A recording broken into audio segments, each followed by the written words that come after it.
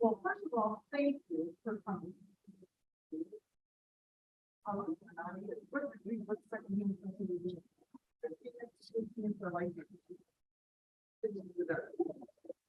anyways, thank you for coming. So why don't you start by telling us a little bit about both things in a way? I am very glad to be here, and let me know if I cut out you guys or whatever, because I do tend to, like, when I get excited, start, flailing my hands around a little bit when I start talking about history.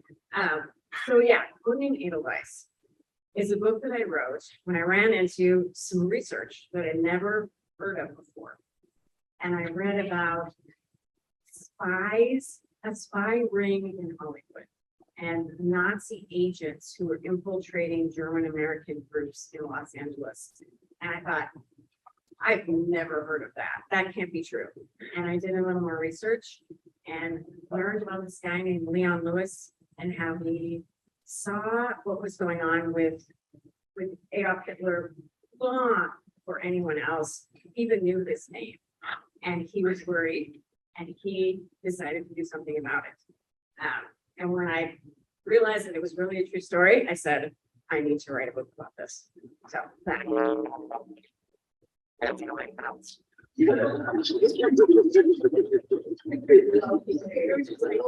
It blew me away. Thank you for working with our, why am I shouting? I'm gonna talk real slow so I can stop shouting at you. You would think we had never done this before. This is what happens when your event coordinator quits. We are still grumbling too. Do I need to take mine off? Okay.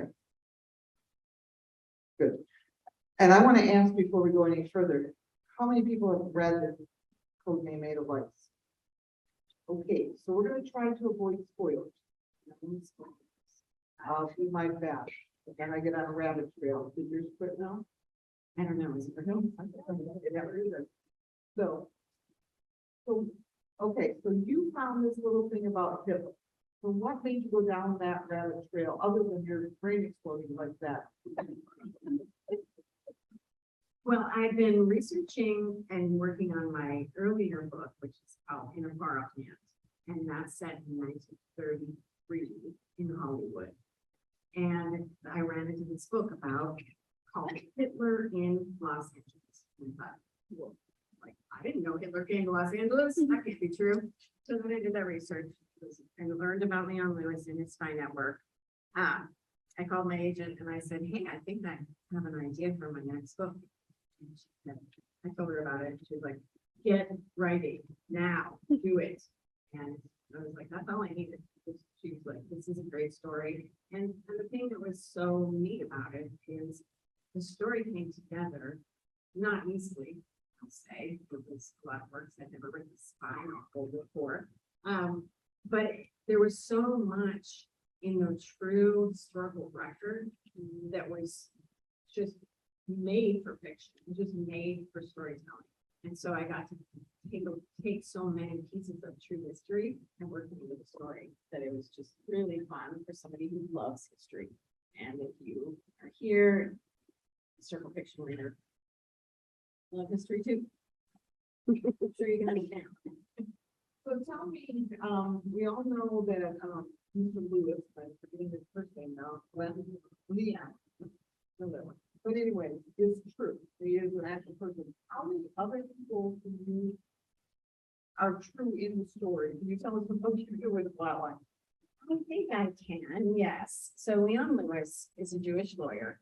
And as I said, he saw this threat from Adolf Hitler before anyone else did. He decided to start taking a look at the German infiltration of Nazis in these German social clubs in Los Angeles. So he recruited spies, men and women, mostly Christian and German speaking.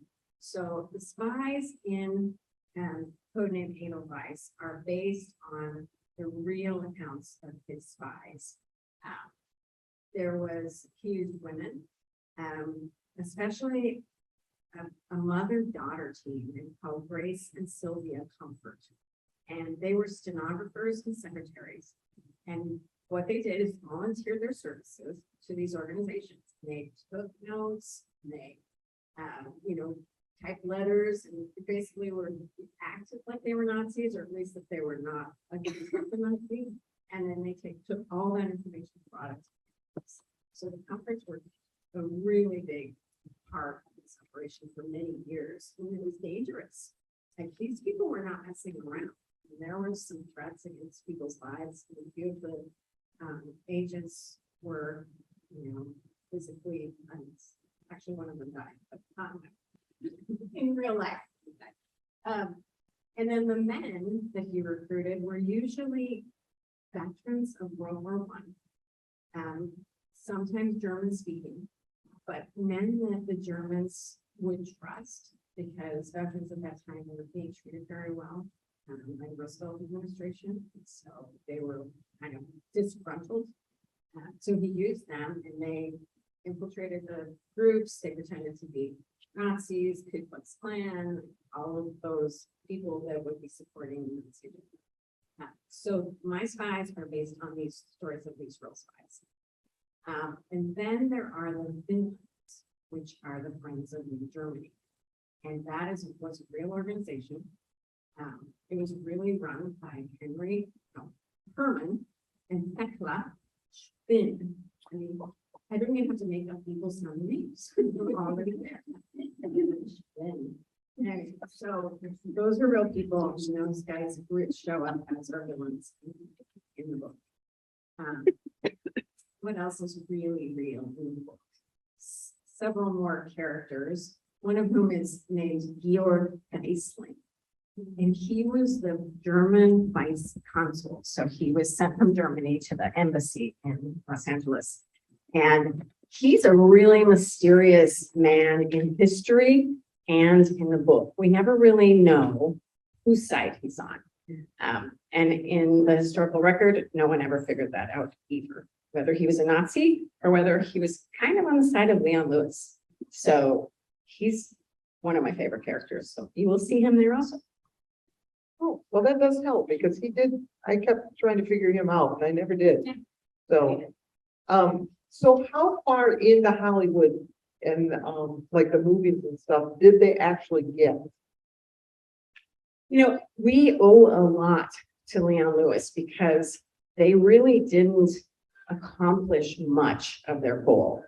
They were working during a time when the United States was very concerned with the repeal of prohibition and communism. And so that's why a lot of the authorities didn't really care if there were Nazis, kind of making a stink and being anti-Semitic. It wasn't high on their priority list to investigate these guys, but it was very high on Leon Lewis's priority list. And he watched them very carefully and found out about several plots and was able to stop them before they actually killed anyone. So it was surprising how little they accomplished. Not only did he stop plots, but he tied them up in red tape, like only a good lawyer can. And I'll just tell you, that part is not in the book, because it's really boring. Nobody wants to hear about motions and things that he did. We were just filing of forms. But he did a lot of that just to slow him down, and he slowed him down enough that when we actually got into the war and then people got concerned about Nazis, they hadn't accomplished a whole lot. Interesting. Okay, so mics are going to be my challenge for the night. So just in case anybody, I was fascinated by Liesel, but also Wilhelm. How much fun was Wilhelm to write? He was so fun. I could only imagine.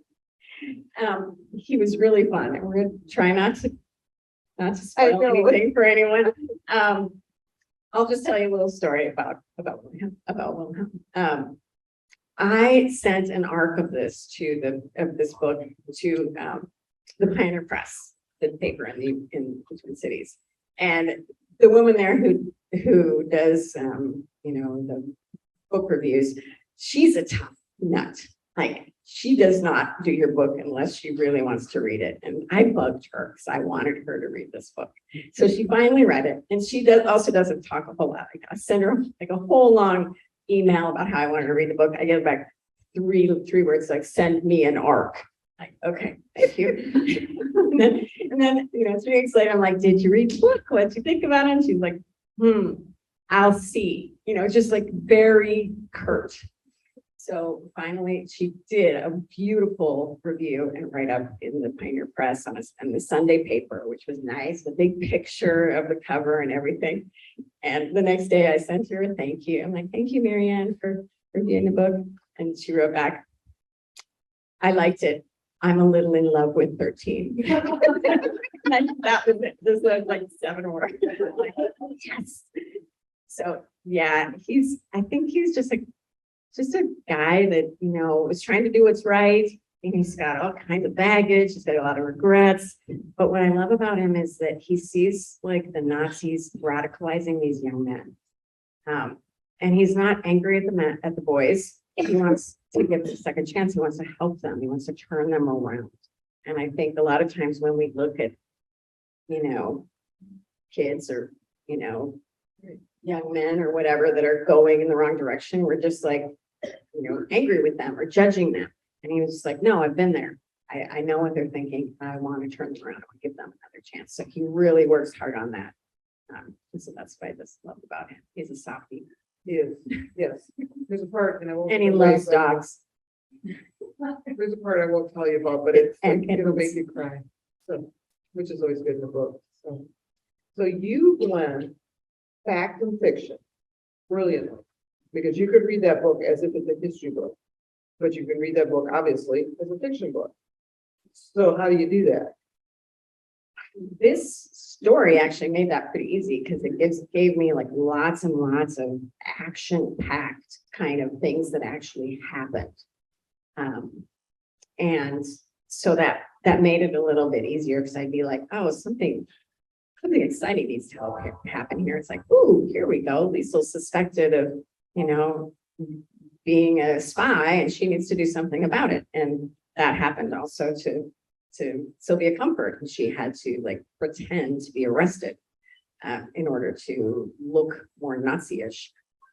So a lot of times, like the historical record itself just gave me what needed to be done. Other times I did a little tweaking. So there was a movie, there was an anti-Nazi movie that was never made in Hollywood. And it actually was, a real thing. It was Herman Mankiewicz, who was also wrote part of Wizard of Oz and Citizen Kane. So big guy. So he was a Jewish playwright or scriptwriter. And he came out with this film that he wanted produced, and he called it The Mad Dog of Europe. And it was about a German dictator who hated Jews and was going to take over the world. And this was 1933, so way before Hitler had even invaded anything. So he was kind of prophetic, but no studio would touch that movie. Like it never got made because they were like, no, the Germans will not buy it. One, they'll stop buying all of our films. And it was the Depression. They needed every market they could get. They couldn't get, couldn't make the German market mad. But I took that film and I'm like, no, that's too good. and so that is a fictionalized account of the Mad Dog of Europe made its way into the ending kind of Name Edelweiss, because sometimes you gotta stick it in there and put some of that in and fictionalize it a little bit because it's just too good to leave out. Yeah, that makes sense. So what was Hollywood like during the Depression? I mean, we're going to change subjects a little bit, but and you've touched on it. In A Far Off Land, your book before this was kind of set during that time also. By the way, if you haven't read it, In Far Off Land is amazing. So is this one. But yeah, so what was Hollywood? I mean, I know what the rest of the world was like, so to speak, in our country, but Hollywood, I mean, they were still developing movies. Yeah. I mean, they really tried to make it seem like they were still had a lot of money, right? So there was really like the haves and the have-nots. There's a very deep gulf between the poor and the rich in Los Angeles at the 1930s. And so, you know, Far Off Land is set in 1933, so it's a little deeper into the Depression. No, it's 31, so that's like when it just started, and then Name Edelweiss is 33. But yeah, it was tough. Like, unemployment was crazy. I mean, there were millions of unemployed throughout the US. Hollywood was, in Los Angeles was no different. So it was very much, you know, dealing with the depression, with unemployment. That's why all these boys didn't have jobs. They didn't have anything to do with themselves. And that's when they get into trouble, as we all know. Like, that's when your young men are at risk. There were a lot of fathers that didn't come home from World War I. And so a lot of these boys didn't have a father figure in their lives. They were looking for some way to be a hero. And unfortunately, Nazism and anti-Semitism was rampant, as was racism. You know, it was a very volatile time, the 1930s. And I don't think we realize that, because in our history classes, we often skip from World War I, like say a little bit about the Great Depression and then go on to World War II. But a whole lot of stuff was happening in the 30s. Yeah, that's why I love to write about the 30s, because there's tons of material there. Yeah, that's fascinating era to me. So, thank you for touching on that, and thanks for, that's an interesting question, because, you know, and of course, most of us think of the Depression and it's the Dust Bowl, which was true. That was, you know, in one section, so, that it was all in the same there, so. I was gonna ask you something. Oh, you had touched on the Mad Dog of Europe. Were there movies made during this time that actually kind of supported Nazism? I'm not sure that they supported Nazism as much as they followed the guidelines that Georg Geisling, the vice consul, set down. And those guidelines were that no movie could show Jews in a good light. Like, there couldn't be any heroes that were Jews. There couldn't be any bad people who were German. So the Germans had to look good. The Jews always had to look bad. And he had a whole list of like requirements for movies, and he had a lot of power. And it's really hard for us to imagine that the German market would have so much power, but they were a big buyer of Hollywood films.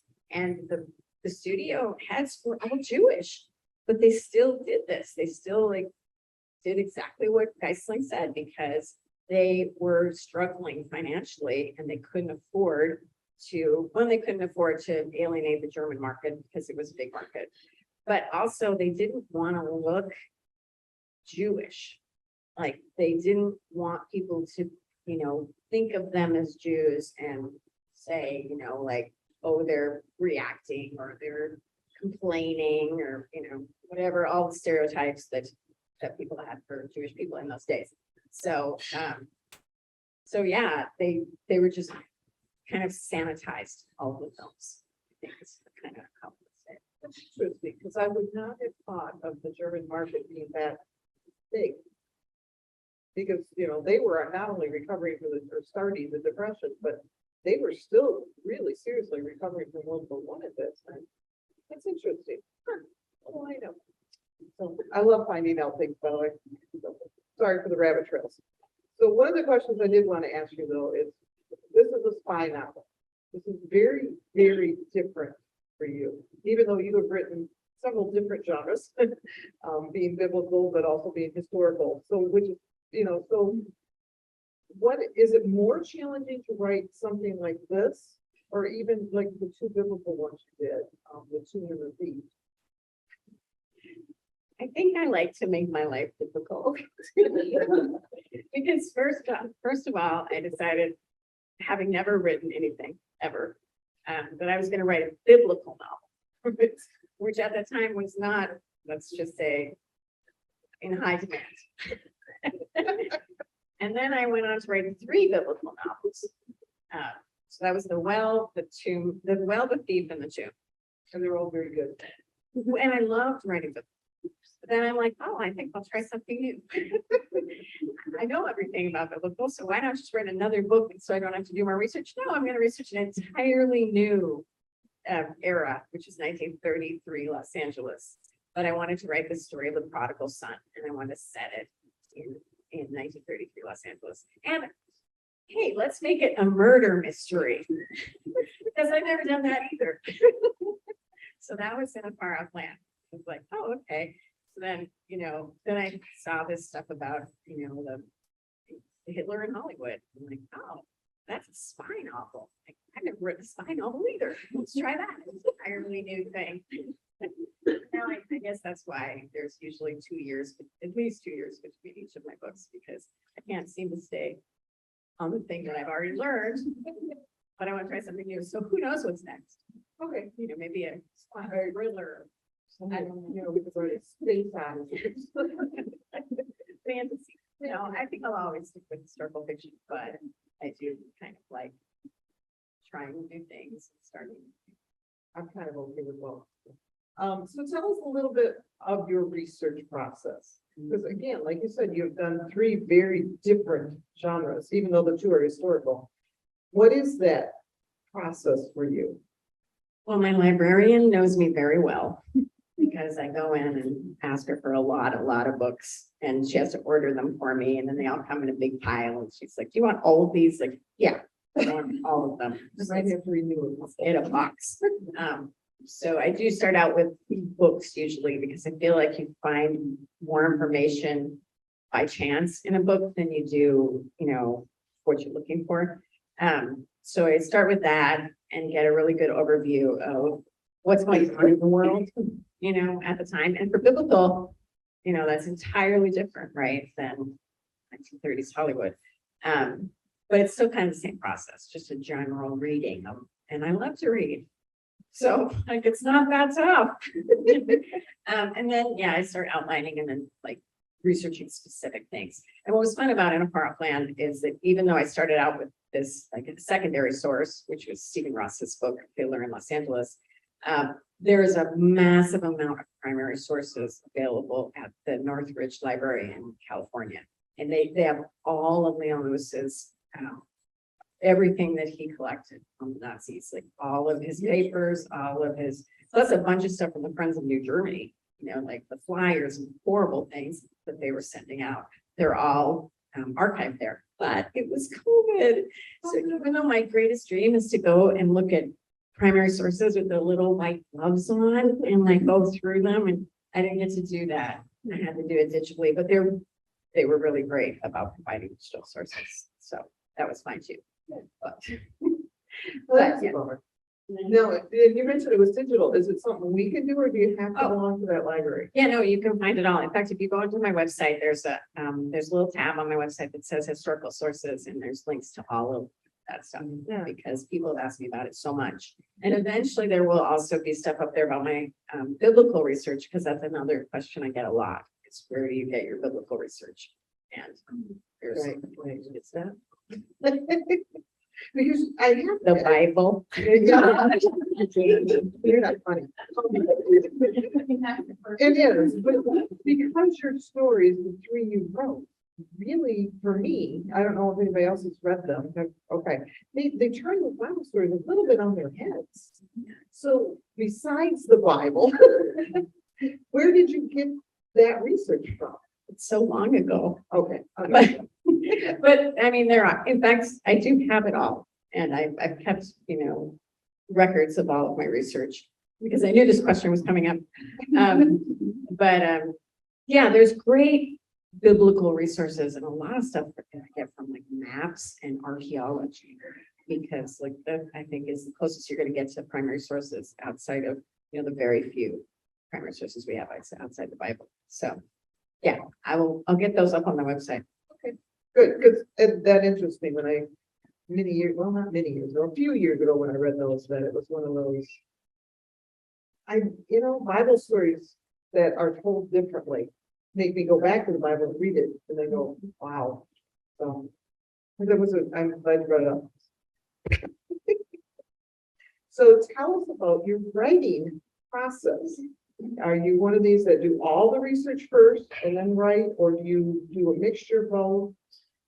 If I tried to do all the research first and then write, I'd probably never get to the writing. Okay. Because the research is almost never done in my mind. But yeah, I do a lot of research and then I start writing. And then I'm an overwriter. So I know some, I know some people are also overwriters.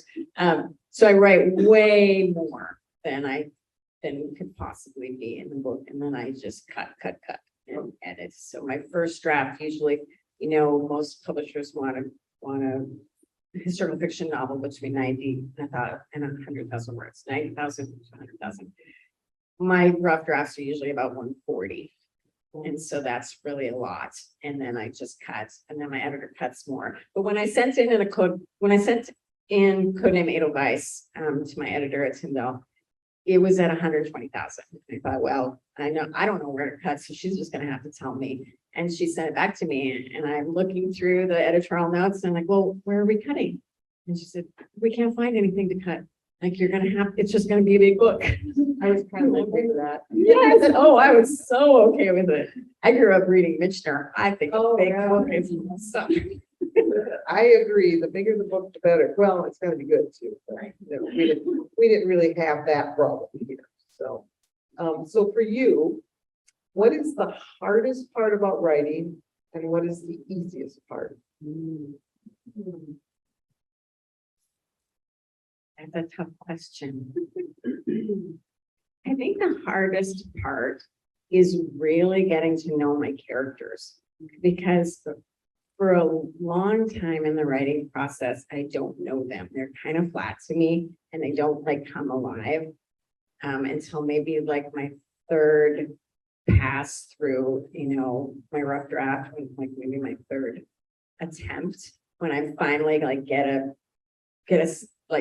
sense in my head of oh, that's Lisa, that's who she is. Or with Agent 13, it took me a really long time to just figure out who he was and what was driving him. So it is kind of getting that character down. Then once I get them, then I just can't wait to edit and oh, now I know how to make her this. Except for Liesel's mom in this book. Liesel's mom was right there because she's kind of my mom. Don't tell my mom. Does she know that? She hasn't read the book yet, but when she reads it, we'll see what she thinks. She'll be fine. But yeah, sometimes it takes a while for those characters to snap into place. The easiest part, I don't think there are any easy parts. I think it's all hard. And I've had authors tell me that. No, it's the same. Like you said, your characters are really difficult, and then it becomes easy because you know what they're not or who they are. So let me ask you this: in all your books, do you have a favorite character that was maybe the most fun to write? Yeah, it's Max from In a Far Off Land. I missed him so much when he was gone. When I turned it in, I was just sad and I missed Max. Mostly because he started out as just a side character who was kind of like a bad guy, and then for some reason he didn't take any work at all to turn himself into somebody I just loved and a main character. So yeah, and he's still my favorite character. Sorry, Agent 13. I have to agree. I mean, Agent 13 is fun, but Max, and I was fascinated in A Far Off Land that you took him from, like you said, a background character, actually somebody I didn't trust. So when I was supposed to start trusting, I'm like, what are you doing? So very well done. Spoiler. Yeah. Not for you guys read it. So do you know what's up next for you or not yet? Because I know it takes you a couple of years, so I don't want to. It does. It takes me some time. I have a lot of ideas. I'm still in the idea stage, and I have a few started manuscripts, which are starts and stops.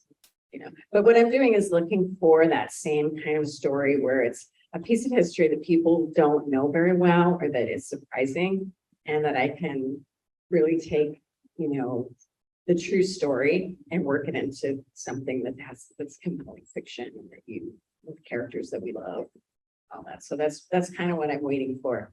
Waiting for it to hit me. That epiphany. Now, you said you love to read, and you obviously read a ton for your research. Do you read for fun? Oh, yes. So what do you like to read? I do. I read a lot of historical fiction. Okay. I mean, it is just what I go to because I enjoy it the most, especially like the historical periods that I don't generally write. So yeah, so whatever is like top on the bestseller list, I'm generally reading that just to see what's out there, what's popular. And then I just have my people that I follow. I do like a good romance, and I love Amy Harmon, as anybody who follows me on Facebook knows. I love Mimi Matthews, you know, just a good solid romance that gives me a nice escape from my deadlines. Yeah, we all need that, whether it's deadlines or regular work, so.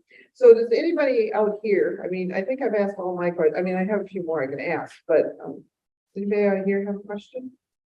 Do you have any overlapping characters between Queen of Rockland and Name Edelweiss? Just one, just a very tiny character. He's a detective on the police force. So you'll see him in both. I just liked him and I was like, oh, I need a police detective here. I'm like, ooh, Brody's still around. So that's the only one for this one. But in the biblical trilogy, I have a lot of overlapping. I mean, obviously Jesus, but then there's others that come and go in those novels, even though they're standalones. You'll find a lot of people coming and going that you know in history. Anybody else? I don't really have a question. I haven't read all the way to the book yet, but you really nailed the culture. Thank you. You know, like as I'm reading to it, I'm going, oh, I hate that was our culture, but it really was. You mean like they're in the 30s? Or just Well, like you know, now? Well, I think it probably still exists today, but I think when I was reading through like the chapters and ways to make the characters funny. You know, like from the very beginning, like the men thinking that they were skills and creation. But you know, like so from the very, I'm just saying from the very beginning all the way through, it's like you really nailed the culture. Thank you. And remember that I was writing this during COVID. So we were going through a whole lot of divisiveness in our culture then. And I really saw those parallels with what was going on in the 30s, you know, as, you know, there was a lot of racism, there was a lot of anti-Semitism, there's a lot of just divided families. And we were dealing with that at that time. So that might have influenced it a little bit. You said that you like to write about things that, you know, you go down a different path. And I think I might have asked you this on Facebook. By the way, if any of you have not followed her on Facebook with her groups, I mean, like your fact meets fiction and all that. I mean, like I don't get to watch the live version, but I watch the recordings. Oh, But, thank you.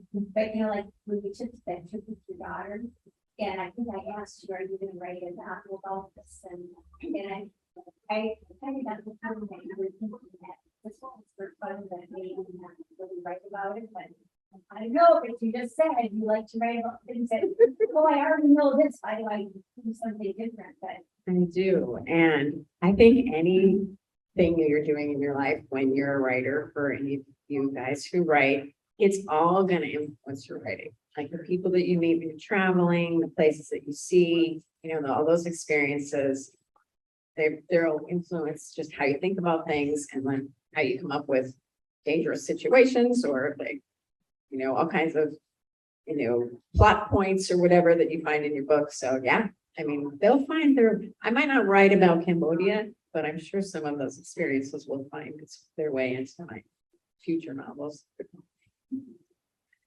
Anybody else?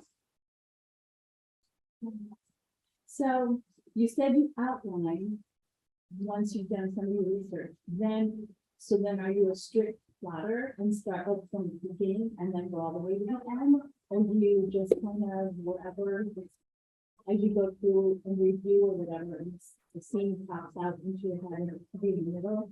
Or do you just start at the beginning and just keep going all the way? I wish I could start at the beginning. I wish I could outline and then just start at the beginning and just go through. That would be awesome. But unfortunately, I don't think that clearly. And things pop up in your mind as you're writing, so I end up juggling things around. But I do like to outline to start with, so at least I have a general idea of where I'm going, especially the ending. Like, it's really hard to write for my mind, if I don't know where the end is, like what I'm trying to get to. And this book was particularly hard because there wasn't really an ending of anti-Semitism or Nazism. Like, it was eventually, vanquished, but it was a very long process. So, yeah, I would say I like to know the ending, and then I have like some general guidelines and points that I want to get to. But between those, there's a lot of juggling. Makes sense. That's a good question. I actually have two questions. First was, in your research process, did you came across a lot of like actual German documents that you had to translate? Or how did that go? Because I could imagine that like the stenographs would write in the language that was used in the German culture groups, which would be German, right? Yeah, some of those primary documents that were at Northridge in the archives of Leon Lewis were in German. Most of them are already translated, and I do know German to a certain extent, but it was fun to see it. You're like, ooh, I can read that, like I can do that. But then I always had to like double check to make sure that I was correct, because I wouldn't really, guarantee my German anymore, even though I could probably converse rudimentally. Maybe not on camera.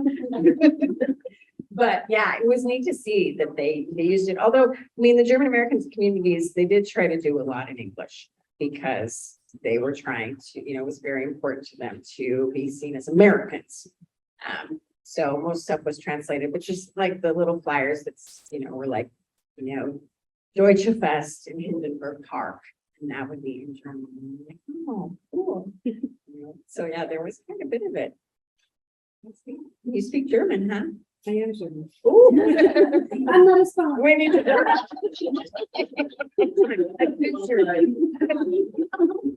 of what I wanted in this book is to show that there's very, patriotic German Americans who are not Nazis. So, and they deplored what Hitler was doing.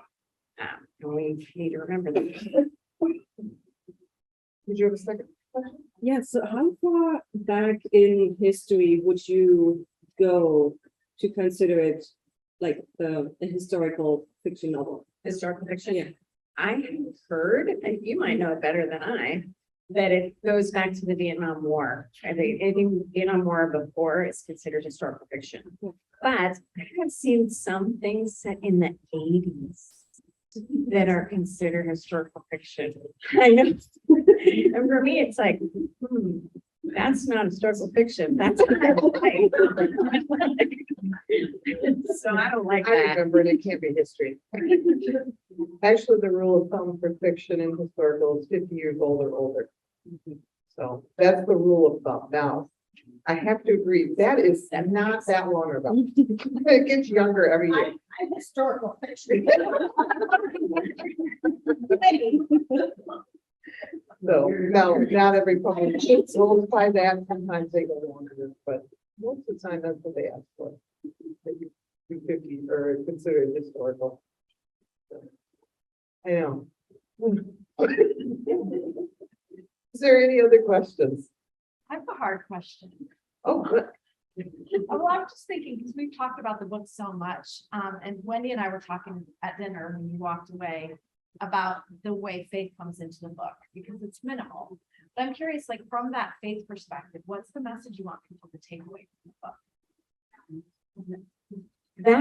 That is a good question. And I look back at what's the hardest part, and sometimes that is the hardest part. Like, I like my characters to have a faith journey, but not always exactly overtly, because some of us, faith is a slow and arduous journey, and it doesn't end neatly at the end of the book where you suddenly have an epiphany of, oh my goodness, I should have trusted in Jesus.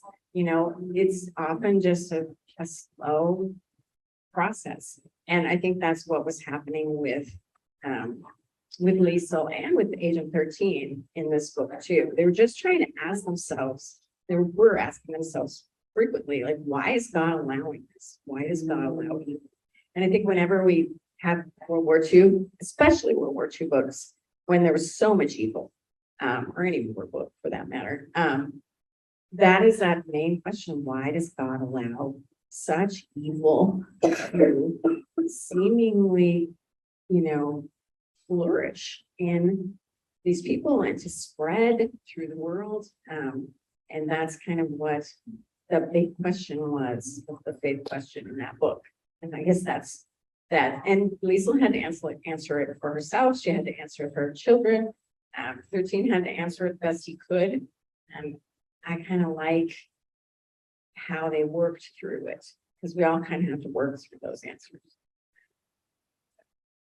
I hope that's what people can take away too. It's like, what's my idea of how I'm standing up to evil, or how I'm going to face the evil that really is all around us, is allowed for some reason that we don't understand.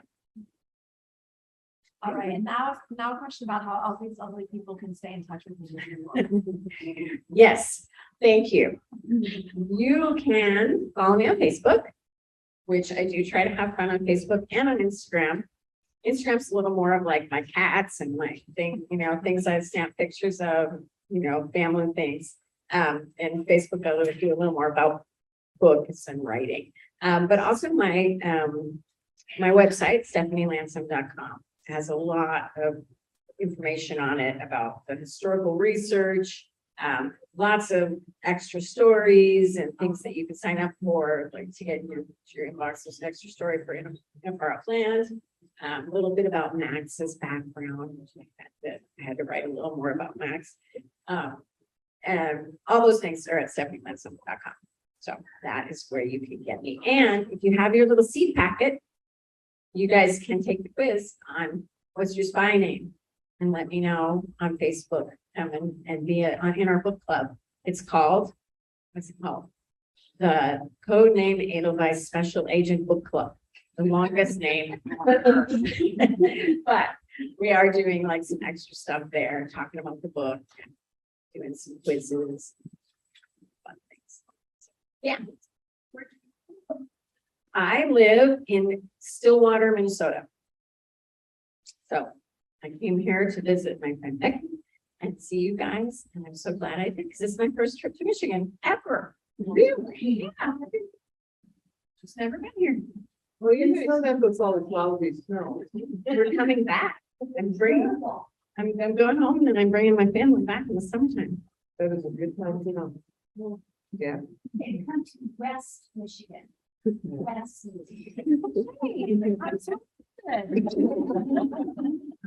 You haven't heard West Coast, West Coast? No, Michigan, I had a grandfather who we traveled all over Michigan, because he lived in the best state. Why would we go elsewhere? So I've been all over the state, so, but one question I wanted to ask you is, if somebody else has one. Okay, so you touched on a bit the sexism in both books, actually. So, and it's one of those things, you hear about something and it's, everything is that way. How prevalent was that in Hollywood at that time? Or was it more, very centered on certain people? Like certain industries? Yeah. I think it was pretty prevalent. I mean, women had a very, they were still considered to be in traditional roles. Like someone who was working, like Liesel, working to support her family when she had children, would have been considered somewhat unusual. Okay. Like, certainly women had to work, especially if their husbands didn't bring in enough money during the Depression. But the ideal was definitely to be a stay-at-home mom and not leave your children. So, And then the sexism and like harassment that happens in those studios, I think is very well documented. That it was a real issue and a real problem, not just for the secretaries, but all the way up to the stars. They didn't get paid as much as male stars. And they were definitely expected to, do whatever the producers and the directors wanted them to do. So yeah, I think it was a real problem, like more than it is now. And there was a real difference in respect between women and men. So yeah, it's pretty well documented that it was a bad situation, unless you had just a ton of money, like Joan Crawford. Like she could pretty much do whatever she wanted, but very few women have that kind of power. Interesting. So, thank you. Any other questions tonight? Here's your chance. Well, thank you. Thank you very much. Thank you for having me. It's very fun. I mean, I love to talk about it. Well, anytime, you're always welcome.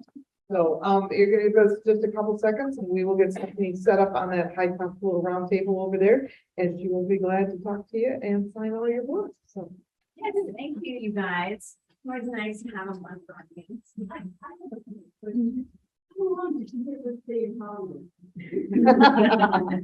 I think he would have liked to make it really, he would have loved to like come to Hollywood in March and with all his troops, but as far as I know, he never actually made it. Honestly, thank goodness. He's too busy taking. yeah.